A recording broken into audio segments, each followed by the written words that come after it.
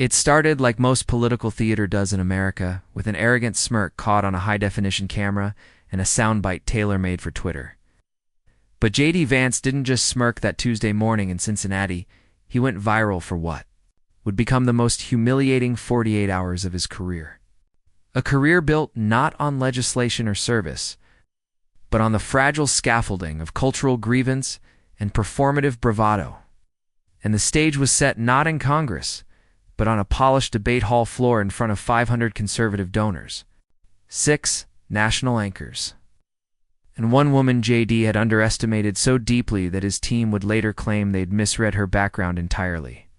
But that woman, Representative Jasmine Crockett, walked into that hall with a red folder and a silence so loud it swallowed the room. 'Cause before a single question was asked, before a single mic went hot, JD had leaned into the moderators. Pre-roll mic check and, with that signature faux humble Ohio drawl, joked that Jasmine could barely string a sentence together unless it was written by her interns, and the moderator, caught between professionalism and discomfort, forced a polite chuckle that would later become a slow burn meme. But Jasmine didn't flinch, didn't glance, didn't even blink. And when the first question hit about artificial intelligence and education policy, JD launched into a rehearsed monologue about intellectual capital and Western supremacy, inserting unnecessary quotes from Chesterton and mispronouncing the name of the Senegalese Minister of Digital Economy. And then, midway through the segment, with cameras rolling and audience murmuring, "Act," JD looked directly at Jasmine and said, "Maybe we should just cut to it. Why don't we settle this?" Old-fashioned way? IQ test. You and me? Let the facts speak, and the room broke into surprised applause like it was a boxing match. Like ideas had become sport, and Jasmine didn't respond. Not right away. Instead, she uncapped her water bottle, took a sip, and said softly, "You sure you want to do that, JD?" Heaney laughed. The kind of laugh meant to rally voters, not signal real confidence, but she didn't laugh back. She reached into her red folder and pulled out a white envelope with a Department of Defense seal, unmarked but visibly official, and laid it on the podium with the kind of ease that made even the moderator sit back. Because that envelope wasn't campaign theater, it was a warning. And JD saw it too late, because the live feeds had picked it up. Twitter had screen grabbed it, and within seconds, the phrase "unsealed letter" trended alongside IQ challenge. Gone wrong, but Jasmine still hadn't opened her mouth. And when the moderator regained control and moved the conversation forward, it was clear that the dynamic had shifted. JD now speaking with that slight tremble in his throat that happens when your opponent knows something you don't. And by the second segment, foreign policy, JD was defensive, referencing Wikipedia-level knowledge about Taiwan and misquoting a briefing he once sat in on as a freshman senator, while Jasmine remained calm, dissecting North African drone routes and quoting from classified briefings with redacted precision. And that envelope sat there, untouched, like a loaded pistol between them, invisible to only the arrogant. And finally, during the closing statements, JD tried to reassert control. Made another joke, this one racial, half-coded, reference to urban intelligence that the audience didn't fully understand, but Jasmine didn't. That's when she peeled open the envelope, hands calm, voice steady, and read aloud a letter dated 18 months prior, signed by 3 cybersecurity generals and stamped Security Override Project Ocean Mind, which detailed a joint AI policy advisory committee formed by DARPA, in which Representative Jasmine Crockett had served as lead civilian advisor, an intelligence contributor responsible for coordinating multinational policy across NATO-aligned democracies. And JD's facelift on 7 news channels registered the collapse of his entire premise in real time. Because the woman he had just challenged to an IQ duel had not only architected part of America's next-gen defense cognition system, she had done it under temporary TSL vial clearance, while simultaneously writing the very education policy he'd butchered 20 minutes earlier. And the applause didn't come instantly. No, what came first was silence. A kind of collective processing, like when a magician pulls off something so seamless the audience doesn't clap. They just sit in awe, and JD blinked twice, then looked away as Jasmine closed the letter, tucked it back into her folder, and said into the mic, "You asked for facts, these are mine," and walked off stage before the moderator could thank the audience, leaving JD standing alone with a blinking red light above the cameras and 1,000 tiny news cycles waiting to detonate. And what followed over the next few hours was not just public humiliation, it was unraveling. News networks split-screened. Jasmine's classified role with JD's public gaffe, memes, flooded the net. And somewhere in a Capitol Hill office, JD's chief of staff was quietly shredding a prep binder labeled "Debate Softball Session" because they hadn't prepped. For this, not for genius, not for strategy, and certainly not for sealed documents from the Defense Department. They say the true power of a moment isn't what's said, but what echoes afterward. And by the time the sun rose over Washington, D.C. the next morning, JD Vance wasn't just trending, he was bleeding politically, hemorrhaging credibility. With every replay of that clip where his eyebrows twitch and his throat locks, just as Jasmine Crockett reads the words "Project Ocean Mind" into a microphone hot enough to singe the career off a lesser man. And while news anchors debated whether he should apologize or double down, JD himself sat in a darkened office behind blackout curtains. 3 phones turned face down and a single half-drunk bottle of Woodford Reserve sweating on his desk, because there was something else that hadn't been broadcast, something that Jasmine hadn't read from the envelope but had deliberately let the camera catch. A half-second flash of a second page marked Annex B with the name Elliot Monroe circled.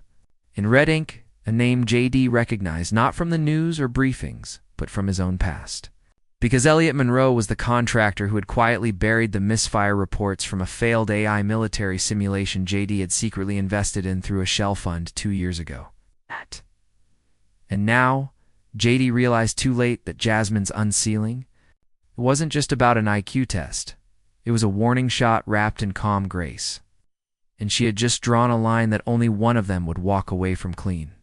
And as reporters camped outside his apartment and donors left his texts unread, Jasmine returned to her office in Texas like a general after a clean battle, silent but alert because she knew this wasn't over, not even close on her staff. Young and sharped, waited like loyal lieutenants as she stood at the window and watched a protest form outside. Not against her, but for her. Signs reading "Don't test her, trust her," and "Brains over bro talk." And while cable networks spliced in old footage of JD quoting Aristotle incorrectly, Jasmine pulled up an encrypted drive on her private laptop and opened a dossier she hadn't looked at in months, marked Von Sult, Node 7, and as. She scrolled through military procurement memos, back-channeled intelligence reports, and cross-referenced speaking fees with Black Ops budget dips. A chill ran through her, not of fear, but of clarity. Because this wasn't about her reputation anymore. This was about the war that had already started behind the scenes, where AI, education, and electoral strategy were quietly merging into a single leviathan controlled by defense contractors and ideological think tanks, who viewed women like her as wild cards and men like JD as pliable figureheads. And the letter she'd read was only part of the map in XB. The redacted page was the real bomb, the one that pointed not just to JD's hypocrisy, but to a shadow network of digital influence operations designed to mimic voter behavior through targeted deepfakes. Emotion-mapped polling tech and something codenamed Tide Cycle, which Jasmine now suspected was operational and possibly field-tested during the Ohio primaries. So that if that was true, then JD Vance wasn't just complicit, he was patient. 0, the first candidate fully backed by synthetic emotional engineering. And now, the question wasn't whether he'd survive the scandal, but how far he'd go to bury the truth Jasmine had unsealed. And as night fell and her staff locked the doors behind them, Jasmine sat alone under the soft hum of her reading lamp, rereading every sentence of the red folder, knowing full well that part 2 of this war wouldn't be fought on a stage, it would be waged in silence.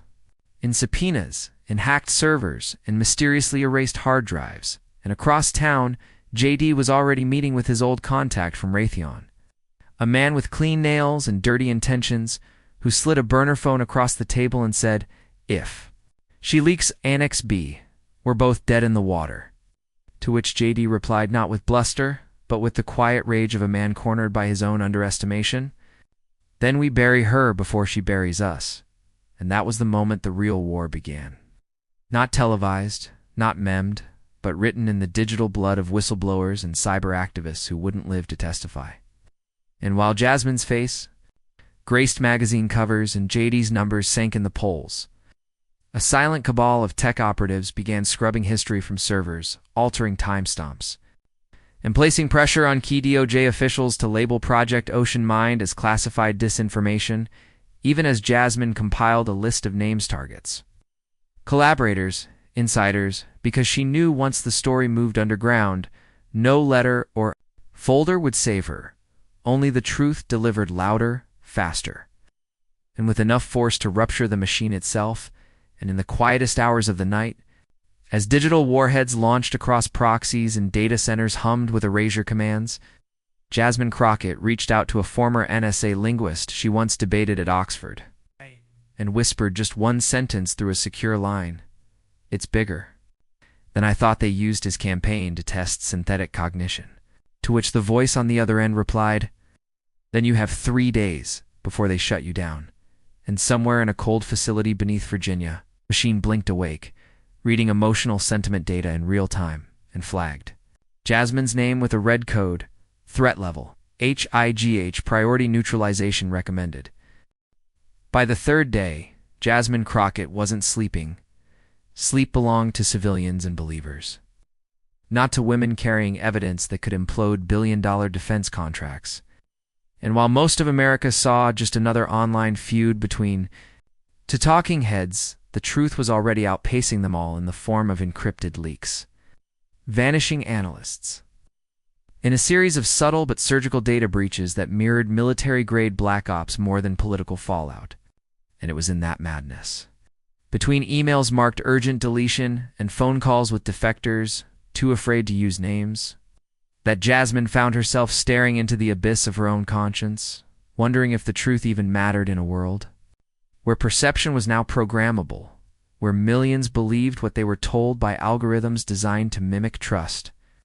And as JD Vance paced the top floor of a DC penthouse flanked by cyber consultants and damage control lawyers, Jasmine went underground, metaphorically but literally, inside a cold, safe house in Baltimore with an old friend named Ray, a cybersecurity prodigy who once made the Pentagon flinch with just a thumb drive and a prayer. And together they reconstructed what Project Ocean Mind had become. Not just a political tool, but a cognitive weapon, an evolving AI trained to predict and manipulate human thought patterns in real time through biometric feedback, micro-targeted ads, emotional deepfakes, and adaptive voice prints. All of it funneled through JD's campaign app, Heartland Pulse, which harvested subconscious emotional reactions from millions of voters. Not just for influence, but for calibration. And Jasmine realized with horrifying clarity that JD didn't lose the IQ test. He was never the subject of it. The public was. And what she had interrupted wasn't his ambition, but the full-scale deployment of voter emotion modeling. And while she prepared to dump every shred of evidence to a global consortium of journalists, something shifted. The silence broke with the sudden disappearance of Ray. Her laptop wiped, her number dead, and a single note left behind with just 3 words. "They know everything." And Jasmine, heart pounding, knew it was a trap closing fast. And while she fled through back doors and burner accounts, JD stood in front of a quiet committee behind closed doors, offering immunity in exchange for silence, throwing Monroe under the bus, and painting himself as misled as a patriot who didn't know what he'd greenlit. And the press, ever thirsty for redemption arcs, began to swallow it. Shifting the narrative subtly, Jasmine, the overreactor, the attention seeker, the unbalanced whistleblower with a political grudge. And she watched as op-eds softened JD's edges and turned the leak into a misunderstanding. But the final card hadn't been played yet, because in a Swiss server farm paid for by a Nigerian human rights NGO, Jasmine had preloaded every file. Every redacted annex, every timeline, chat transcript, and biometric algorithm into an irreversible chain upload, and with one command sent from a Paris cafe under a fake identity. She unleashed the full weight of the truth in 12 global languages, translated, time-stamped, authenticated, undeniable. And as it detonated across the web, across borders, across election cycles. Jade's face went white as the screens around him filled with headlines like Project Ocean Mind Exposed. Campaign AI tested on voters without consent, and Crockett's dossier corroborated by NATO security sources. And in that moment, the room spun, not because he was losing power, but because the very machine that had carried him there, those synthetic pulses of public emotion, had turned against him. Sensing a shift in trust metrics, recalibrating to favor the whistleblower instead of the weapon, and Jasmine, now in The Hague under temporary asylum, dressed the world through a video feed that played like prophecy, her voice steady, her eyes full of fire. As she explained not just what JD had done, but what came next, how democracy could not survive under the thumb of engineered consent. How elections would become theater without truth.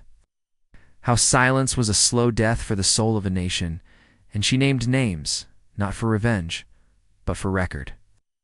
So history could not be edited again, and as she finished, as millions watched in awe, JD sat alone in a bunker-like boardroom as military contractors quietly backed out of his re-election fund and tech firms initiated quiet audits. And in the silence, a phone buzzed. It was Elliot Monroe, voice cracking through a secure line. "They've activated fallback? You and I are both liabilities now." But JD had no fight left, no spin left, no AI script to salvage him, only a trembling glass of bourbon and the haunting knowledge that he'd been outmaneuvered not by the system, but by a woman who understood it better than anyone. As the days passed, subpoenas reigned, resignations erupted, and a newly formed bipartisan committee on ethical AI governance credited a civilian-led Truth Act initiated by Jasmine Crockett, who never returned to Congress, who never ran for higher office, who simply disappeared into the world she saved, leaving behind only the legacy of one moment, one letter, one unsealing that broke the machine and rewired history.